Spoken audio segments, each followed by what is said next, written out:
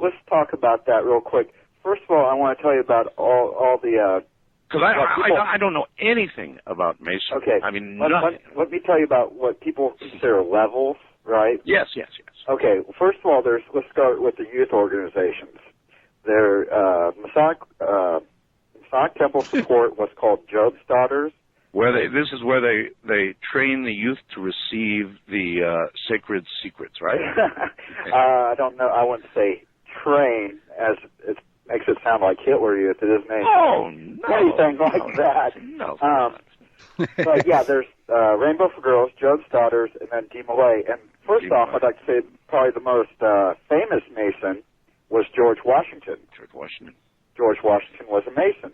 Mm-hmm. As for D. Millay, which is before you become a Mason, D. Millay is up to the age, I think, of 21, and then at the age of 21 you can become a Mason. But what about Mozart and Franklin Roosevelt? These are not trivial Masons. No, not by any means either. But as a D. Millay, Bill Clinton was a D. Millay. Ah! Yeah. I thought so. All right, so... Well, I don't know if he's a Mason, but he was in D. Millay. At least that's what it had come out. Well, I'd always heard once a Mason, always a Mason. All right, there we go. Right off the bat, we're getting our first soundboard clip, and let's hear it. Ah! Yeah. I thought so. That's so good. It's great. Perfect. And we need one like that because we've got already, well, we don't know. But when we know something now, we can say, ah! Yeah. I thought so. Yes. Nice. That great all-purpose one. It's wonderful. Right off the bat, he's giving us these great sound clips. We miss you, Art. But this Mason caller continues. Well, there are some out there who would think that that's being done so, they won't talk. No, nothing like that. In fact, most all the secrets of Masonry, to the chagrin of a lot of Masons, have come out in books and then even on TV. All the secrets are out. All the secrets. No. You said no. Wait. Let's qualify it. You said you're a master Mason. How does that compare to a 30? There is a 33 degree Mason, right? And actually, let's before I get into that, let's go into the levels, okay? Yeah, let's go into the levels. Okay. Anyway, so yeah, originally in that first thing, they were saying Bill Clinton was a D. Millay or a young Mason in training who could graduate. But I don't know. What do you think about this guy so far? I mean, I have no reason not to believe him. I like the way he presents the information, like it's structured. Like, before we get into that, let's start with the basics. But pretty rehearsed, I guess. Kind of, and he acts like he's the one he's being interviewed, but it's just a phone call. No, it's not that alien to me. I was D. Millay. Yeah. Oh, see, there you go. I thought so, Jude. Yeah. I thought so. And yeah, Art is pretty dismissive off the bat when he's trying to tell him that all the secrets of the Masons are out there in books and stuff, and Art just doesn't want to hear it. So let's hear some more from Mr. Mason. I am a Master Mason, and being a Master Mason, that allows me to join, say, the Scottish Rite, the York Rite, or Sceostris, or the Shrine. And a lot of people know about the Sceostris. They wear the funny feathers. They're always in the parades. Feathers? They also have the burn hospital. What do the feathers mean? The feathers? Yeah, feathers. What feathers? You just said feathers. Feathers. What? The feathers, the red cap, like in Egypt. Oh, yes. The feathers. Okay, I'm sorry. Feathers. That guy's having a little bit of a hard time communicating that he's talking about the Shriners wear the feathers. Feathers? No. What feathers? But I love hearing things like that where he hears him wrong, and then the other guy doesn't understand that he's hearing him wrong. He's like, feathers? Feathers? No, What are you talking about? Tell me about the feathers. Oh, fezzes. Oh, the Egyptian hats. Okay. Yeah, that's not what I heard.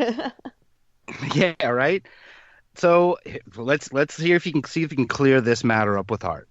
On that. All right, we are limited on time here, so what I really need to know is how far are you from being what the American public thinks of as a 33-degree Mason? Oh, very far. The 33rd degree You see, all right, it's a ceremonial degree. All right. So now, see, it's not. But see, here's where I've got to stop you. When you say most of the Masonic secrets are known, in books or literature or whatever, I say to you, how could you possibly know? Because everybody thinks that when you get to be a 33 degree, then you get information that nobody else has. Nobody. Oh, that isn't true at all. How can you possibly know that? I mean, you can say it. I've talked to you. First of all, 33rd degree Mason is part of the Scottish Rite. Yes. It's before you can go into the Scottish Rite Shrine or the York Rite, you have to be a Master Mason. Yes. Okay. I've talked to people who are in the Scottish Rite, and I asked specifically about that because if it's such a big the movie that wait a minute now. If it's such a big secret, they're not going to tell you. They did. You're just not like a master sergeant. They told me straight up. They told you what? The truth? Yeah. How do you know it was the truth? No, be fair with me here. I mean, if there are really serious secrets, how could you possibly know it's the truth? Because they wouldn't tell me if they couldn't. Oh, okay, whatever. Art is bringing the heat, man. He's putting the pressure on this guy. He's asking the question that I have about the whole thing. It's like, well, if it's a secret society, why are you going to go on the national radio and tell people about it? But this guy's trying to speak for people above his station. He's trying to tell, I know these guys, and I asked them if there was any super secrets that I'll never know, and they told me no. Don't worry about it. No, there's none. None. No. And Art's not having it. And this guy was not prepared for that. And he sounds a little deflated towards the end. But he's going to wrap up. Let's just hear one more from Mr. Wish he was a 33-degree Mason. In Masonry in the United States, each state is separate. There is no national organization. There's a Grand Master for each state. Oh, please. You're telling me that they're not connected in any way? No, specifically not. Now I'm really having a hard time with this. I mean, Masonry has got to have some larger total connection. It certainly it can't be absolutely individual, or the rites and the rituals and the messages and what secrets there are. And we can argue about that, I guess. But they wouldn't be passed from one to the other, so you would not have any sort of coherent organization. There is, on the state level. The Grand Master is to... What state are you in? Nebraska. So you're telling me that the Grand Master of Nebraska doesn't talk to the Grand Master of Iowa? Oh, I'm sure they do. Aha. But as for well, that's organization. How the ritual is done in Nebraska and how it's done in Iowa, it can be different. And it is different. Yeah, but the basic tenets are roughly the same. Pretty much, yeah. Yeah, pretty much. All right, well, then that implies an obvious connection between cells. I mean... well, you go into the southern states, though. You visit a lodge in the southern states, and their ritual will be not 100% completely different, but there will be differences. Well... mostly you have... Everybody is going on Masonry about it. Okay, but sir, mostly you have similarities, right? And those similarities can only be if there's a connection between the various lodges, not cells. Well, there's the ritual they try to keep from being changed throughout the ages all the way back. But what everybody wants to talk about is the illuminati. Illuminati, yeah. Yeah, that's what everybody is trying to connect Masonry to, and there's no connection to it. No connection whatsoever, is that right? No. Nothing, huh? No. Not even so much as a whisper back and forth, huh? I don't believe so. All right, well, listen, I've got to go. Am I in some doubt? Yeah, get off my phone. But before we don't hear you again, let's hear the next soundboard clip from this loon. The illuminati. The what? The illuminati. Oh God, that's so good. He uses probably the same. Like, that's the same way that Joshua P. Warren probably says it. Oh man, that's too. Oh my God, that's right. Ew. Yeah. Illuminati, my foot. Anyway, yeah, Art is not having it. He ditches that guy on. But so he goes to break. This guy took forever, and I cut this guy down. I only got those 4 clips out of him. But Art went on with this guy for a while. But Art did come back to what he brought up previously and what Drea was asking about. If he's going to specify how he's going to come back, let's hear. Well, you know, I said I wasn't going to say this more than once, but I really can't resist because I'm considering it, and I will consider all ideas, but I think I've got the answer. I said I'm coming back. When I die, I've decided I'm coming back. I'm going to do what Houdini has not yet done. Though time may not be a factor over there, and Houdini may yet get through. But I'm going to come back. I'm going to do it. I've decided. If it's possible, I'm going to do it. The only question was, how do I do it? Do I come back and confront the President of the United States? No. Nobody believed me. His wife? No. She's already talking to Eleanor Roosevelt. So who do I... what sort of unimpeachable source could report to you that I've returned? Doesn't seem like there is one. So my idea is to return to the airwaves.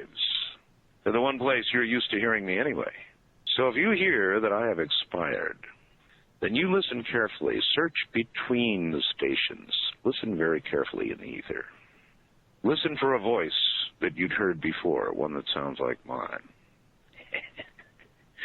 That's the best source I can think of, all of you out there. Ooh. Dude, I love it. His laugh right there was so, like, ominous and awesome.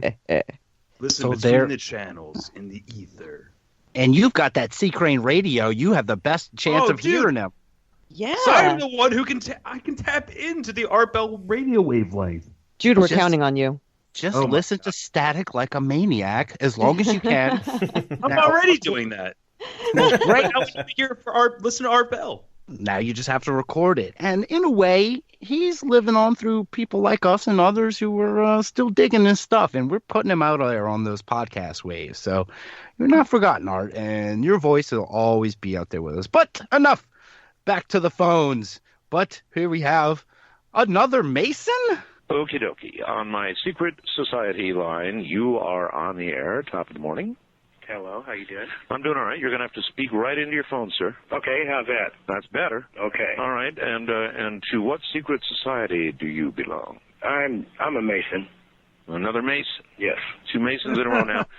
We just had a guy who said he was a master Mason, but I didn't like the way he answered my questions. Well, I listened to him, and he's close. Close? Yeah, he's close. Close but no cigar? No. No. Well, what? First of all, a 33rd degree Mason, you asked him about that? I did, yes. That's a Shriner. That's the shrine. And then so you feel he didn't properly understand what a 33 degree Mason was, and if he didn't, then he couldn't be a Mason. Exactly.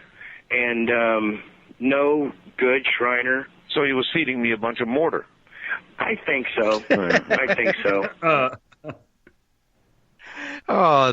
So yeah, this guy is what? Bunch of mortar. Mason mortar. He's a Mason wall. Yeah. Okay, he made a masonry joke. He did.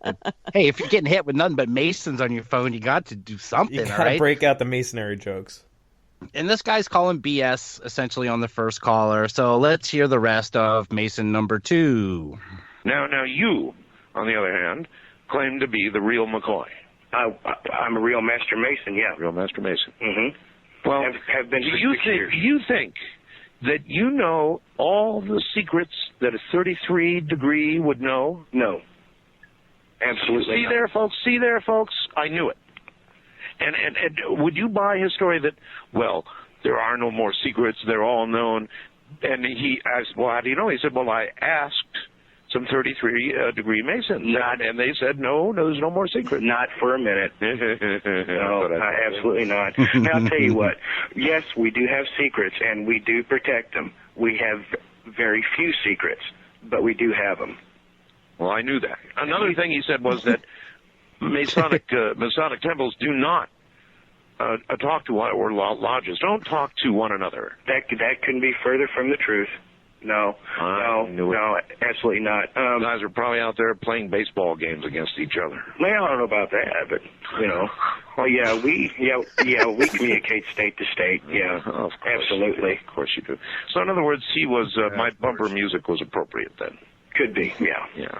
All right, sir. I appreciate your call. Thank you very much. Oh, good. So